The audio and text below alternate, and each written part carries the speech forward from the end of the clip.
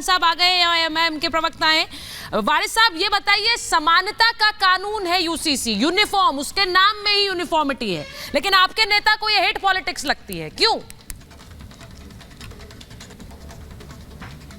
देखिए, बीजेपी सरकार जब से सत्ता में आई है सुचरिता जी, तब से क्या किया है काम उन लोगों ने? एक ही बहुत बड़ा काम किया है, नफरत फैलाने का, और भी एक तरफ के लोगों के खिलाफ, मुसलमानों के खिलाफ। तो जैसा एक जंग सी छेड़ दी उन्होंने। इनको हमारे खाने पीने से इनको एतराज़ है, इनको हमारे पहनने ओढ़ने से इनको एतराज़ है, और ये बात करते सबका साथ सबका विकास सबके विश्वास की बात की जा रही है। अब देश का माहौल ख़राब करने की पूरी तरह से कोशिश इनके लोग करते जा रहे हैं। मोदी जी बोलते हैं मैं दिल से माफ़ नहीं करूँगा, मगर नीचे ज़मीन पर अगर आप देखिए तो नफरत फैल रही है। पार्लियामेंट के अंदर खड़े रह के इनका मेंबर ऑफ पार्लियामेंट भदौरी ने क्या कहा था? पूरे मुसलमान कम्युनिटी को गाली दिया था, तो उसके खिलाफ कोई एक्शन नहीं लिया, उसको बोल के प्रमोशन दे दिया गया। तो ये तो बीजेपी की कथनी और करनी में तो जमीन आसमान का फर्क है ना।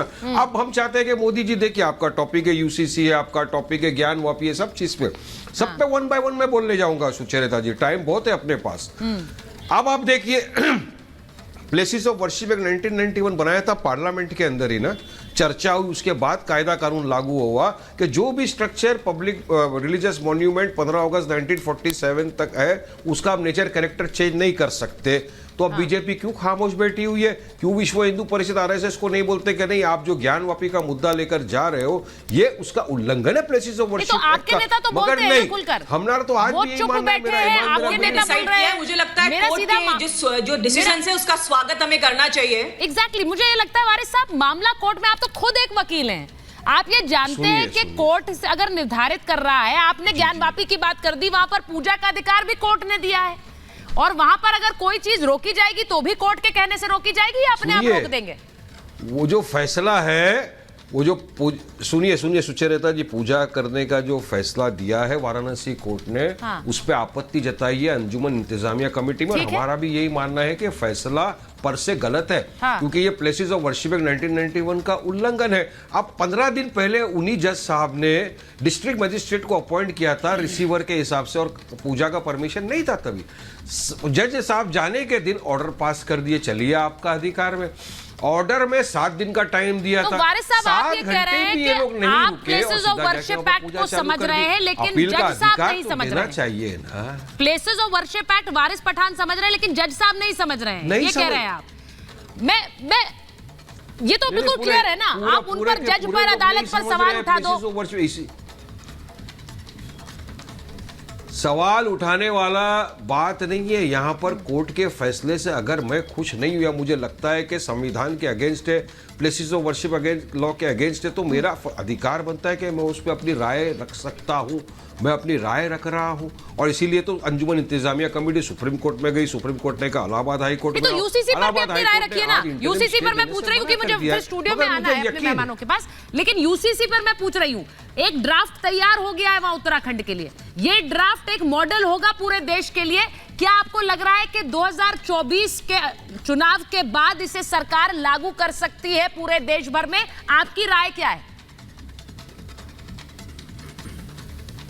ड्राफ्ट की कॉपी आने दो, उसको पढ़ेंगे, उसके बाद अपनी राय रखेंगे। जब तक ये बहुत अच्छी बात है, ये बहुत अच्छी बात है। अगर आप वारिस पठान कह रहे हैं कि ड्राफ्ट की कॉपी पढ़कर राय रखेंगे तो ये चेंज ऑफ स्टांस है कि क्या समान अधिकार होने चाहिए देश में रहने वाले लोगों को, सभी लोगों को। अरे कुछ नहीं कर सकते ये लोग, कैसा लाएंगे यूसीसी? कहां से लाएंगे? कहां से लाएंगे यूसीसी? हर बार खड़े रह के बोलते हैं यूसीसी लाएंगे। अरे हमारा देश में सर यही 370 के लिए भी आप कहते थे कि कैसे हटाएंगे, हर राज्य का खून की नदियां बह जाएंगी, हटाकर दिखाएं 370, कैसे हटेगा? आप लेके आ कहते थे कि नहीं कहते थे? ज्ञानवापी का उसमें यूसीसी को आप लेके आ जाते हो। सर मैं यही तो बात कर रही हूँ, ये बात 370 के लिए भी कही जाती थी, 3 तलाक पर भी ये कहा था और डर दिखाया था। वारिस पठान साहब आपने ही कहा था, लेकिन वो हुआ है। बिल्कुल। अच्छा एक मिनट, यूसीसी लाएंगे, एक मिनट। हमारे देश में तो सब दया भागा स्कूल ऑफ थॉट से चलाएंगे या मिताक्षरा स्कूल ऑफ थॉट से चलाएंगे? चलिए बताइए, उसमें लिखा है क्या कुछ? एक जगह गोवा के अंदर तो गाय यम्मी, बाकी दूसरी जगह पे इज मम्मी। अब क्या करेंगे उसका? वो कानून भी चेंज कर देंगे। कहीं राज्यों के अंदर शादी के कानून अलग है, कहीं राज्यों के अंदर शादी के कानून अलग है। तो किस तरह से सबको तो आप नहीं, ये बिल्कुल सही है, इसको लेकर चैलेंज करिए। मैं एक बार स्टूडियो में आ रही हूँ, इसको लेकर चैलेंज करिए, क्योंकि ये चैलेंज करेंगे तो ये अच्छी बात है। और जो चेंज ऑफ स्टांस है, भाटी साहब मैं ये पूछ रही हूँ, जो वारिस पठान साहब कह रहे हैं ड्राफ्ट आने दीजिए फिर देखकर बात करेंगे, मुझे लगता है ये बड़ा, ये बिल्कुल सही बात है, ड्राफ्ट पहले पढ़िए, देखिए अगर उसमें कोई आपत्तिजनक चीज है फिर विरोध करिए, पहले से विरोध का मतलब नहीं। देखिए, हाँ। समानता बहुत अच्छी चीज है। हाँ समानता के लिए प्रयास किए जाने चाहिए, ठीक है, लेकिन जहाँ ज्यादा जरूरत है समानता की, वहाँ तो भारतीय जनता पार्टी और उसकी सरकारें आंख मीच लेती हैं। जैसे भारत के संविधान में संविधान लागू होने के समय कल्पना की गई थी कि देश में समान शिक्षा होगी और सबको समान स्वास्थ्य मतलब इलाज मिलेगा। ठीक है, तो उस शिक्षा में तो बहुत असमानता है, उसमें तो ये आंख मीच लेते हैं। और ये जो समान कानून की यूसीसी की बात करते हैं, समान कानून संभव ही नहीं है इस देश में। इस देश में इतनी विविधताएं हैं, संस्कृति, धर्म, जाति, क्षेत्र, पहनावे, हर चीज की विविधता है। सर उसके बावजूद हम तिरंगे के आगे सर झुकाते हैं ना, उसके बावजूद हम तिरंगे के आगे सर झुकाते हैं, वो एक अलग उसके बावजूद हम एक माला में पिरोए हुए हैं ना, नहीं है कि नहीं है, हम भारतीय हैं ना। मैं आ रहा हूँ, अभी उत्तराखंड का मैं देख रहा था, आपके चैनल पे चल रहा है, उसमें जो वो समान नागरिक संहिता ला रहे हैं, उसमें आदिवासियों को और उनको अलग रखा जाएगा। ठीक है, नहीं ऐसा कहा जा रहा है, हाँ ड्राफ्ट उसमें लिखा हुआ है, बिल्कुल सही। हाँ, वो भी नहीं कर पा रहे, कोई नहीं कर पाएगा।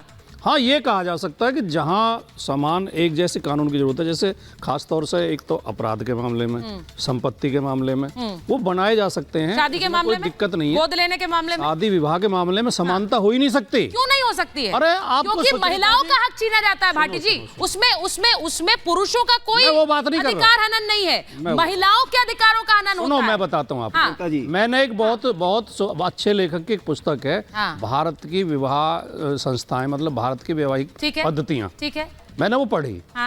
उसमें ऐसी आश्चर्यजनक बात है, कहीं आदिवासी समाजों में एक जगह तो ये परंपरा है कि अपहरण किया जाता है लड़की की, तब शादी होती है। ठीक है, कहीं उसमें कहा है ये एक इसीलिए क्लॉज है कि जो आदिवासी समाज है उसे शायद अलग रखा जा सकता है। आप जो ये जोड़ रही हैं कि तिरंगे के सामने सिर झुकाते हैं, हमारा एक संविधान है, एक राष्ट्र है, हम भारत के नागरिक हैं, सबको मानना चाहिए, भारत का संविधान मानना चाहिए। मैं असगर जी के पास जाऊंगी, लेकिन विशाल जी वो कह रहे विविधता है, विविधता में आप एक कानून नहीं बना सकते, वो कह रहे शादी के मामले में भी नहीं बना सकते, शादी के में भी संभव ही नहीं है, संभव ही नहीं। विविधता है, विविधता तो प्रकृति का श्रृंगार है, इससे कौन इनकार कर रहा है, लेकिन इस विविधता के बावजूद भी भारत एक है ना। तो ये जो यूसीसी है, मैं ये कहना चाहता हूं, ये केवल भ्रम फैलाया जा रहा है। ये जेंडर जस्टिस की बात करता है, जेंडर इक्वलिटी की बात करता है, ह्यूमैनिटी की बात करता है। मैं ये कहता हूं कि अनुच्छेद 14 के अंतर्गत इक्वलिटी बिफोर द लॉ है कि नहीं है। यहां पर एक दो वकील साहब लोग भी बैठे हैं। अनुच्छेद 14 विधि के समक्ष समानता की बात करता है कि नहीं करता है? नहीं, अनुच्छेद 15 लिंग, जाति, भाषा के आधार पर किसी भी प्रकार का विभेद नहीं किया जाएगा। अनुच्छेद 19 फ्रीडम ऑफ एक्सप्रेशन, अनुच्छेद 25 धार्मिक स्वतंत्रता, इससे किसी की धार्मिक स्वतंत्रता थोड़े बीच में भी रह गए, सुन तो लीजिए, 21 पढ़ लेते। 21 कहता है गरिमापूर्ण जीवन जीने का अधिकार। सुनिए, मैं आपको पूरा बताता हूं, और इसके आगे सुनिए, इसके आगे सुनिए, इससे किसी भी प्रकार के धार्मिक स्वतंत्रता का हनन नहीं हो रहा। अरे भाई, डाइवोर्स की स्थिति में अर्जित संपत्ति में से पत्नी को मिलना चाहिए कि नहीं मिलना चाहिए? कॉमन नियम बने, गोद लेने का अधिकार कॉमन हो, एक विवाह कॉमन हो, इसमें क्या दिक्कत है? तभी तो अखंड भारत, एक भारत होगा।